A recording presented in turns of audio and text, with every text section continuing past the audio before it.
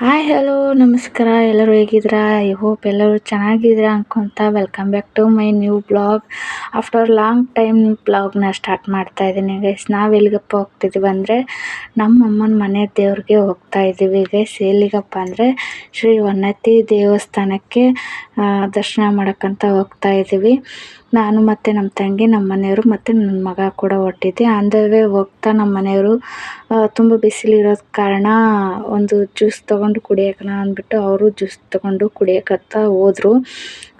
ನಾವು ಬಂದುಬಿಟ್ಟು ಯಾಕಪ್ಪ ಲೇಟಾಗಿ ಹೋಗ್ತಾ ಇದ್ದೀವಿ ಅಂದರೆ ಮಾರ್ನಿಂಗ್ ಬಂದುಬಿಟ್ಟು ನಮ್ಮ ಮನೆ ದೇವ್ರಿಗೆ ಅಂದರೆ ಚೆಂಗಮ್ಮ ದೇವಿ ದರ್ಶನ ಮಾಡೋಕ್ಕೋಸ್ಕರ ಹೋಗಿದ್ವಿ, ಹುಣ್ಣಿಮೆ ಇರೋದ್ರಿಂದ. ಮತ್ತು ಹುಣ್ಣಿಮೆ ಇದೆಯಲ್ಲ ಅಂದ್ಬಿಟ್ಟು ನಮ್ಮಮ್ಮರ ಮನೆ ದೇವರು ಕೂಡ ಹೋಗಿ ಬರೋಣ ಅಂದ್ಬಿಟ್ಟು ಆನ್ ದ ವೇ ಹೋಗ್ತಾ ಇದ್ವಿ.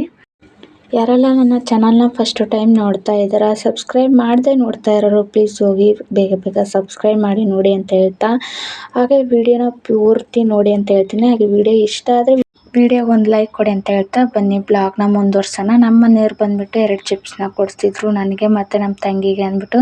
ನನಗೆ ಈ ಚಿಪ್ಸ್ ಅಂದರೆ ತುಂಬಾ ಇಷ್ಟ ಗೈಸ್. ಹಾಗೆ ಅವಳಿಗೆ ಕೊಡ್ತಾ ಇದ್ದೆ ಒಂದು ಚಿಪ್ಸ್ನ. ನೋಡಿ ಅವಳು ಯಾವ ರೀತಿ ಮಾಡ್ತಾಳೆ ಅಂತ.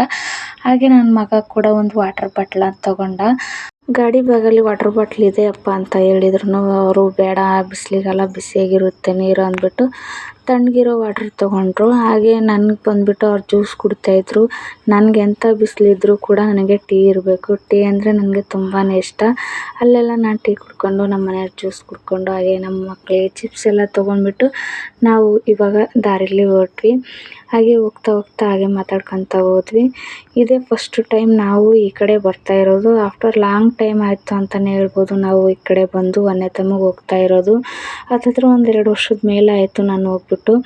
ಹಾಗೆ ಅಂದರೆ ಹೋಗ್ತಾ ತುಂಬಾ ಖುಷಿ ಆಯಿತು. ಅದ್ರ ಬೇರೆ ಈ ಥರ ವೆದರ್ ನೋಡಿ ತುಂಬಾ ದಿನ ಆಯಿತು ಅಂತಲೇ ಹೇಳ್ಬೋದು.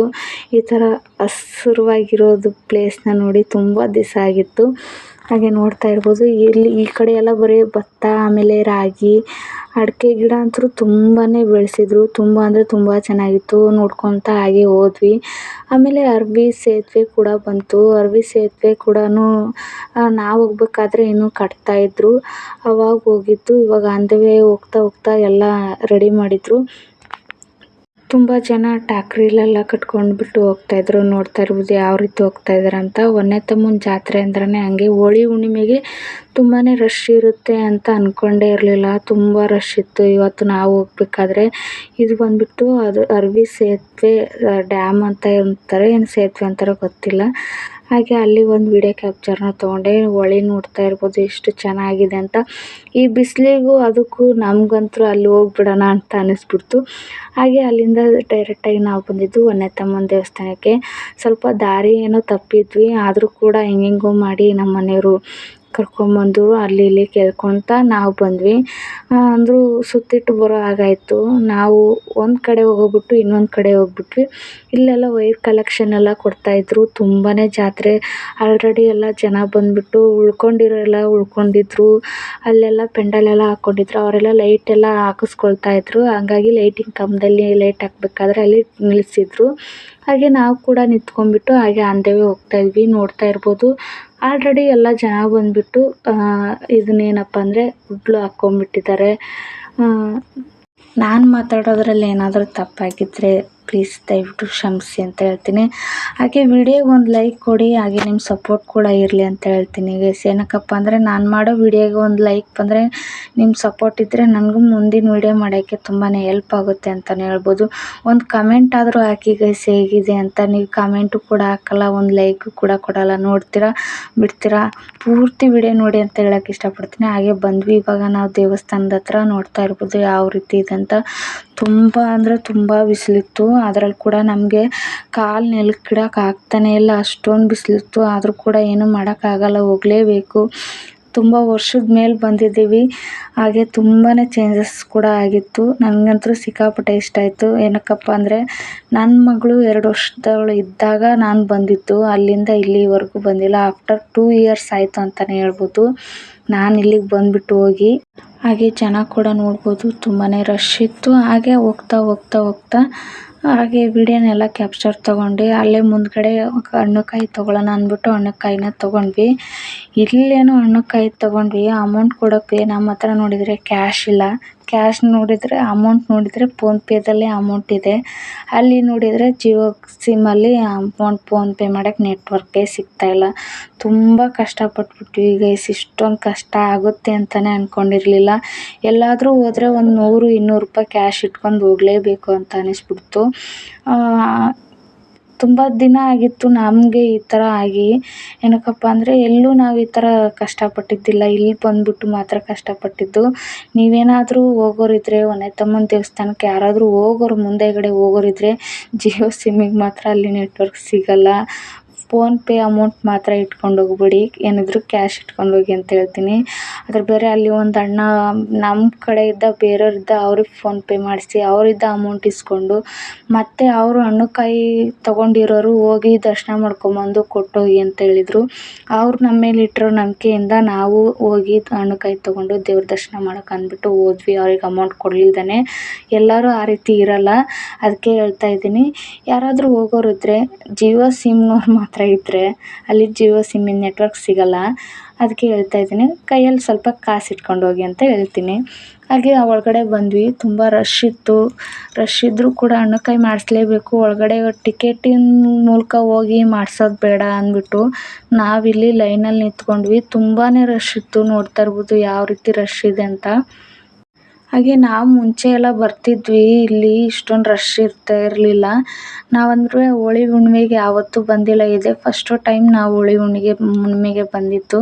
ಹಾಗೆ ನೋಡ್ತಾ ಇರ್ಬೋದು ತುಂಬ ಚೇಂಜಸ್ ಅಂದರೆ ತುಂಬ ಚೇಂಜಸ್ ಆಗಿದೆ. ನಾವು ಚಿಕ್ಕವರಿರ್ಬೇಕಾದ್ರೆ ಇಲ್ಲೆಲ್ಲ ರೂಮ್ಸ್ ಎಲ್ಲ ಕಟ್ಟಿದ್ರು. ಇವಾಗ ತುಂಬ ಚೆನ್ನಾಗಿ ಮಾಡಿದ್ದಾರೆ. ನನಗಂತೂ ಸಿಕ್ಕಾಪಟ್ಟೆ ಇಷ್ಟ ಆಯಿತು ಇದನ್ನು ನೋಡಿಬಿಟ್ಟು. ಒಂದು ಸ್ವಲ್ಪ ಖುಷಿನೂ ಕೂಡ ಆಯಿತು. ನಮ್ಮ ಅಪ್ಪ ಇರೋದ್ರ ಕಾಲಲ್ಲಿ ನಾವು ಬರ್ತಾಯಿದ್ದು. ನಮ್ಮ ಅಪ್ಪ ಇಲ್ಲದೆ ಇರೋದ್ರಿಂದ ನಾವು ಜಾಸ್ತಿ ಬರ್ತಾ ಇರಲಿಲ್ಲ ಈ ದೇವಸ್ಥಾನಕ್ಕೆ. ನಮ್ಮಮ್ಮನ ಮನೆ ದೇವರಲ್ವ ಅದಕ್ಕೆ. ಹಾಗೆ ಇಲ್ಲಿ ಪಟ್ಲಿಗಿ ಅಮ್ಮ ಅವರೆಲ್ಲರೂ ನಾವು ಕುಂಕುಮನ ಹಚ್ತಾಯಿದ್ರು. ಹಾಗೆ ಅಲ್ಲೆಲ್ಲ ಕುಂಕುಮ ಹಚ್ಕೊಂಡು ನಿಂತ್ಕೊಂಡು ನೋಡ್ತಾ ಇದ್ವಿ. ಎಷ್ಟು ಚೇಂಜಸ್ ಆಗಿದೆ ಅಲ್ವಾ ಅಂತ. ತುಂಬ ಅಂದರೆ ತುಂಬ ಚೆನ್ನಾಗಿದೆ. ನನಗಂತೂ ಮೈಂಡ್ ರಿಲೀಫ್ ಅಂತ ಅನ್ನಿಸ್ಬಿಡ್ತು ಇಲ್ಲಿ ದೇವಸ್ಥಾನಕ್ಕೆ ಹೋಗಿ ಬಂದು. ತುಂಬ ಖುಷಿನೂ ಕೂಡ ಆಯಿತು. ನೋಡ್ತಾ ಇರ್ಬೋದು ಇಲ್ಲಿ ಶಿವಪ್ಪನ ಮೂರ್ತಿ, ಆಮೇಲೆ ಗಣೇಶನ ಮೂರ್ತಿ ಎಷ್ಟು ಸಖತ್ತಾಗಿ ಮಾಡಿದ್ದಾರೆ ಅಂದರೆ ತುಂಬ ಅಂದರೆ ತುಂಬ ಚೆನ್ನಾಗಿ ಮಾಡಿದ್ದಾರೆ.